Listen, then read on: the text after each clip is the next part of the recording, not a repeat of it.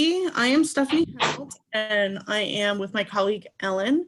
We are here to talk about self-care in the home for shared living providers, especially during this pandemic. One of the main things that we really want to press upon is not all heroes wear capes. You guys are on the front lines, and especially in shared living, you're doing it day in and day out, and there's really not much of a break. And we want to say thank you so much for everything you've done and continue to do. So what we're going to do during this presentation is go through some of the signs of burnout and give some tips for self-care in order to help fill your toolbox with ways to get through this pandemic. But we know that you're going through a lot, and we are here for you. I am going to hand over the first part of the presentation to my colleague, Ellen Hansa. Hi, thanks, Stephanie. So today's PowerPoint, we're going to define burnout, we're going to identify signs and symptoms of burnout in the shared living setting, and then talk about self-care skills and methods to help alleviate the symptoms of burnout. So burnout is a reaction or symptom to prolonged or chronic stress characterized by exhaustion, cynicism, and feelings of reduced professional ability. One of the main causes of burnout is feeling unsupported in your role. It could be a decreased connection or a misalignment between your work and the IPPI core values and missions. Providers also work with direct care services with individuals who are vulnerable, and they're prone to stress and burnout. Providers may have fears of infecting the individual supported, themselves, or family members.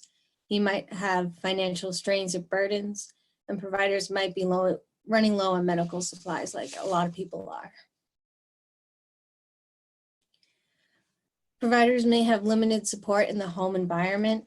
The day program and respite or family support that is usually present might be unavailable given social distancing. Providers might feel the weight of responsibility to keep everyone in the home safe. They might have limited ability to access normal coping skills like going into the community and meeting with friends. They might have a limited ability to take a break from the home environment, and families and guardians may be adding extra stress. These symptoms are normal. Not all people will show the same signs. Some may show one or two, some may be showing more.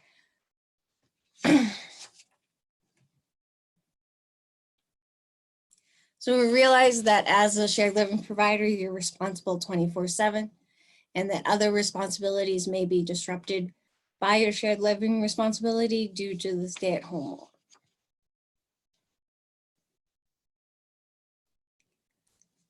Shared living providers who may be experiencing burnout may view their responsibilities as increasingly stressful and frustrating. May grow cynical about the role and become resentful towards the individual and or the agency. They may emotionally distance themselves and begin to feel numb towards the individual or other immediate family members in the home. There's also physical symptoms of burnout, includes headaches, stomach aches, intestinal issues, muscle aches, and trouble sleeping. It may also cause irritability or a change in personality. You may have less patience and be closed off with your body language. This may directly impact the quality of services through the interactions with individuals. Emotional exhaustion. Burnout causes people to feel drained and affects their ability to cope and makes them tired. The lack of energy to get the task done, there may be a reduction in empathy and understanding, decreased frustration tolerance, and decreased patience. Burnout mainly affects everyday tasks in the home when someone's main job and cares involves caring for an individual, may be less motivated about performing tasks, may be having difficulty concentrating. There might be a lack of interest in doing new or creative activities. There may be decreased expectations for the individual you support, and you might have decreased consistency with limit setting. Some of the signs and symptoms resemble depression. Those include loss of interest in pleasurable activities, lack of appetite, trouble sleeping, fatigue, loss of patience, loss of energy, difficulty thinking and concentrating, and especially with the social distancing, loneliness, confinement, and boredom. But burnout is reversible.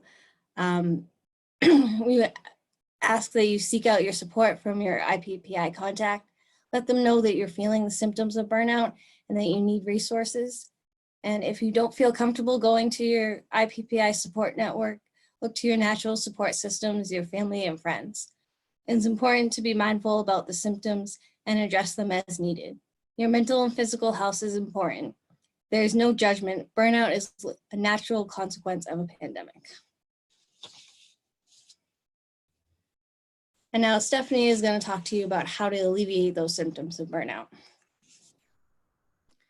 Hey everyone, I am here to talk about some self-care tips. I'm hoping I unmuted myself. Let me double check. Okay, good. You can hear me.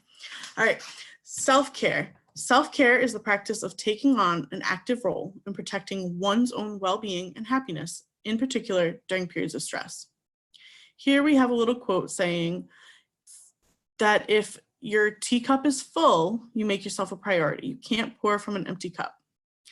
Right now, because we are all going through some significant hardships and it's all new to all of us being stuck at home with social distancing, we really need to make sure that we are taking care of ourselves.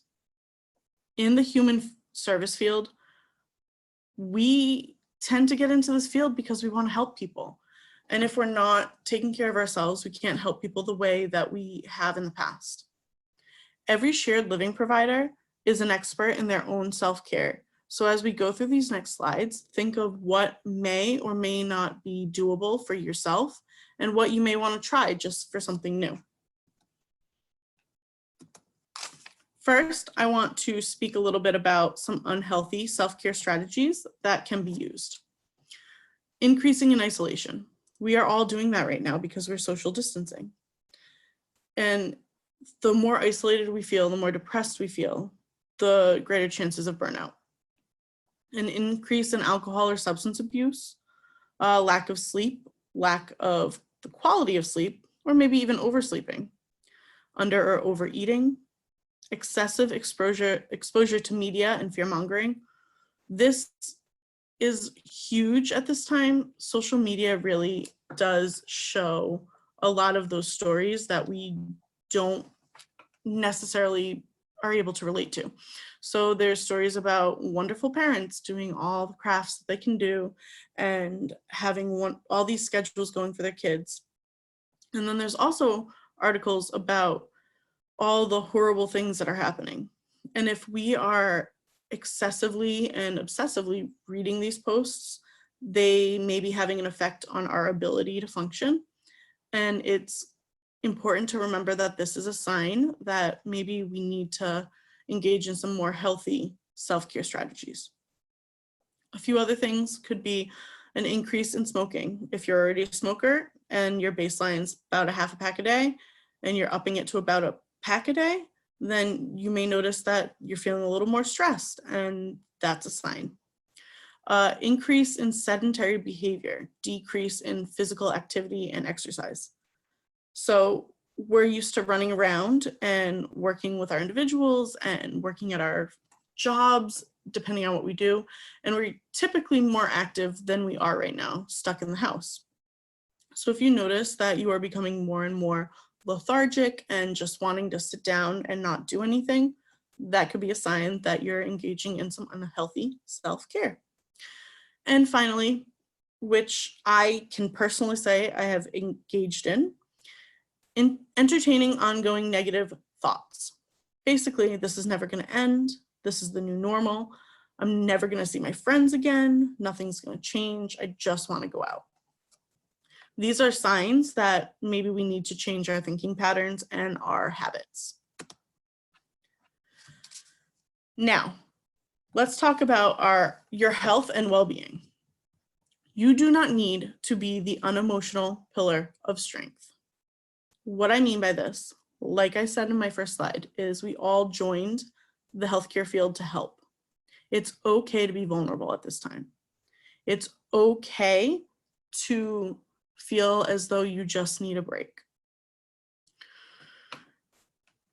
What we do generally is we always help others before we help ourselves.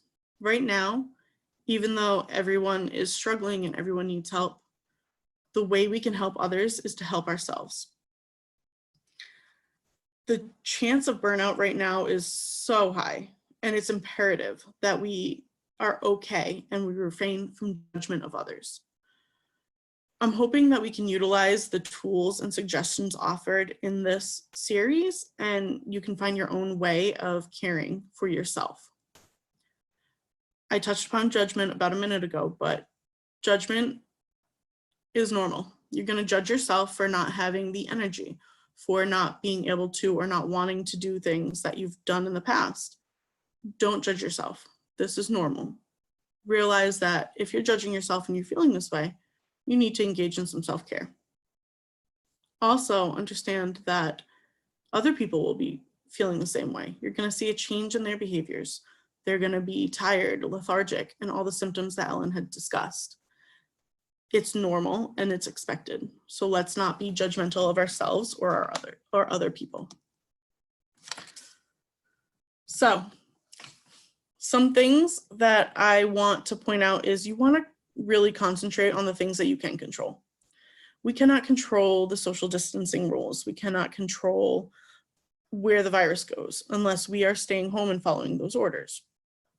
We cannot control what other people do.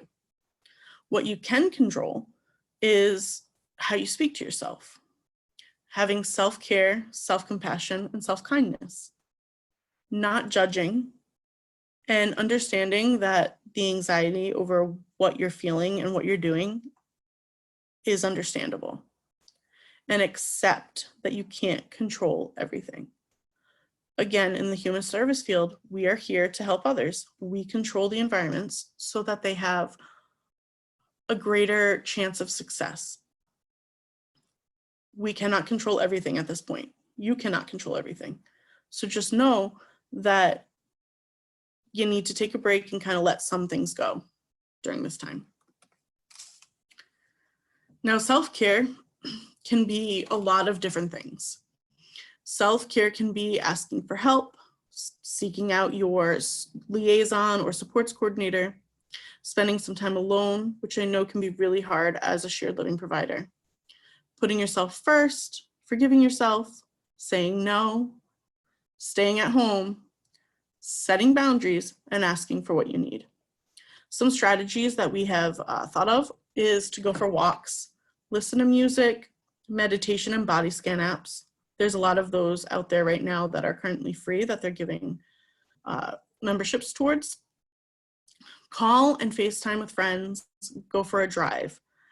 It's important to, although be physically distant, let's not be emotionally distant from our family and our natural supports. Take a stretch, drink a glass of water. This is a big one that we learned when we were making this presentation. You want to pick your battles and let things go. I am home with my 5-year-old and she has schoolwork. So am I going to fight with her while I'm at meetings to do her homework? No. Am I going to fight with her to be quiet while I'm at meetings? No. I have learned in the past month, and it's been very hard, to pick my battles with her and decide what's important and what's not. This is unprecedented times, and you really need to be okay with accepting you can't do everything that you used to do. It's okay to be vulnerable, and it's okay to just take a step back and realize that everyone is going through something crazy right now. And we're just learning how to manage. Now, this list of strategies is not exhaustive. There's definitely a lot of different self-care strategies that you can utilize to kind of take that step back and take care of yourself. This is just a list to start from. One way that you can really go about engaging in some self-care practices is you're going to want to deliberately practice the skill. It is very hard to start a self-care regimen, especially if you're not one that has done it in the past. There's been studies that show it takes about 21 days to start a new habit, right?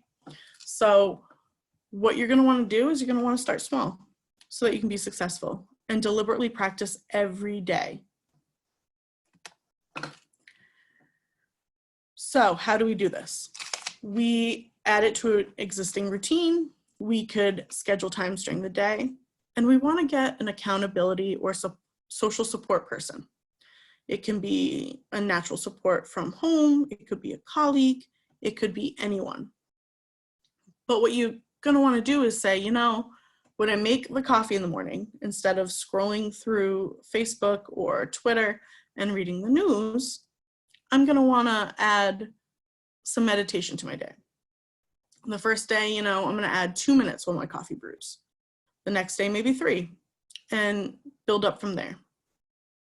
Another thing you could do is say at 9, 11, and 1, I'm going for a walk, and I'm going to ask this person to make sure they call me and FaceTime me, so I am definitely on my walk, I get some social interaction, and I get a break. There's a lot of different ways to integrate self-care methods into your everyday routine, and we are here to help you come up with those methods. The silver lining is that burnout is reversible. We will get through this together. We want to try and focus on what we can control, the here and the now.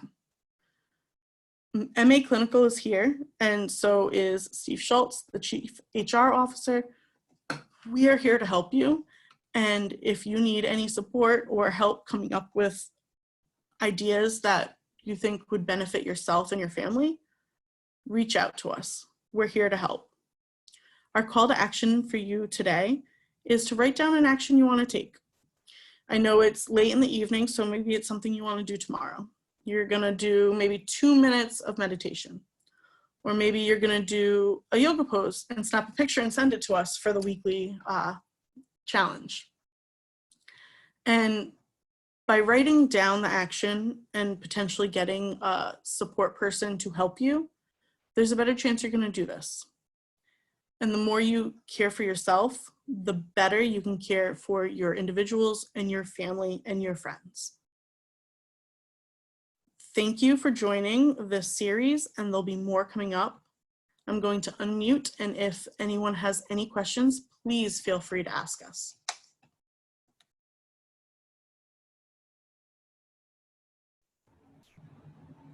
Hi, no, I just want to say thank you. I greatly appreciate it.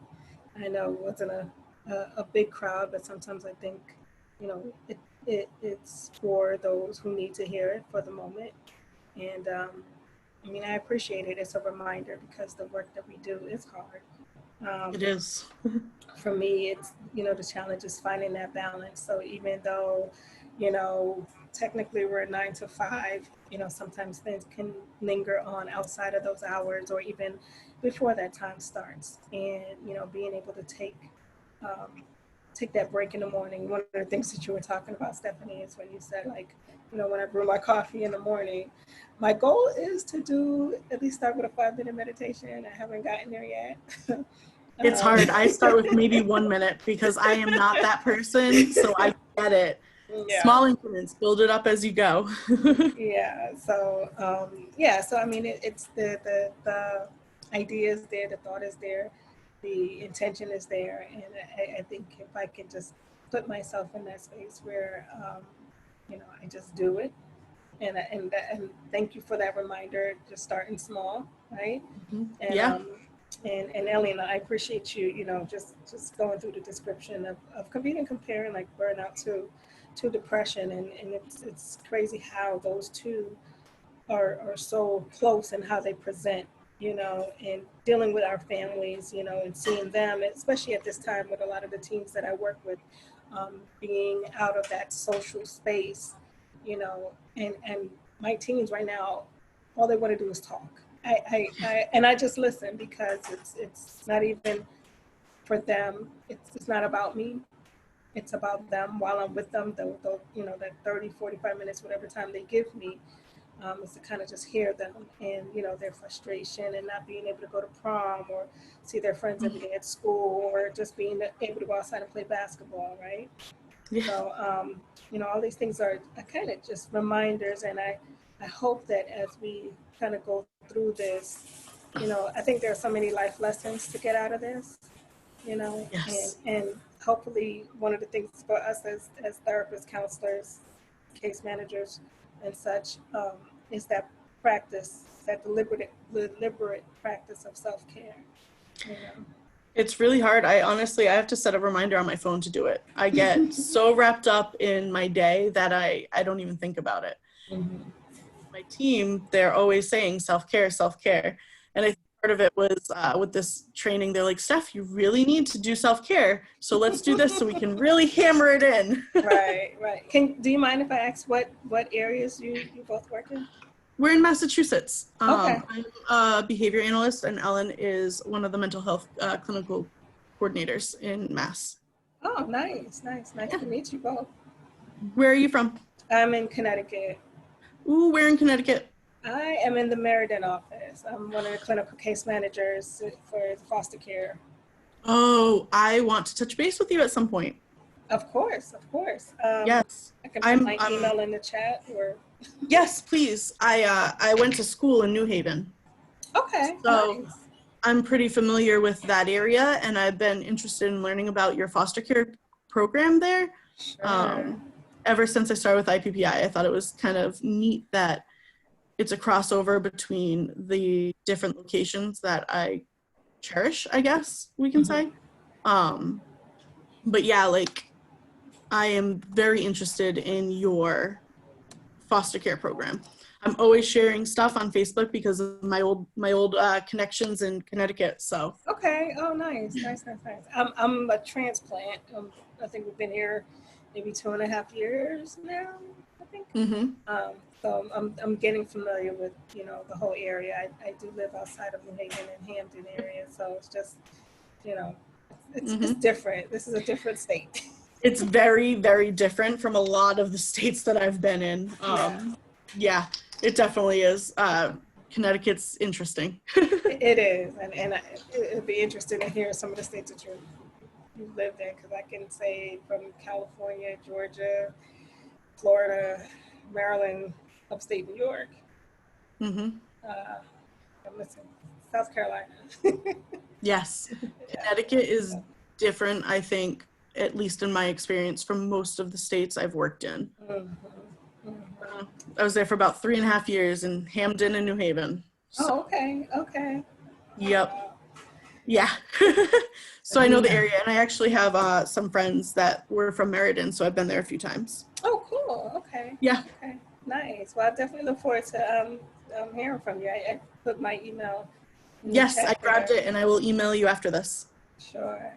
Thank you so much for joining us. No, thank you both. I All right. appreciate Well, that. I guess have a good night. Bye. Good night. Yeah. Thank you. Thanks. Okay.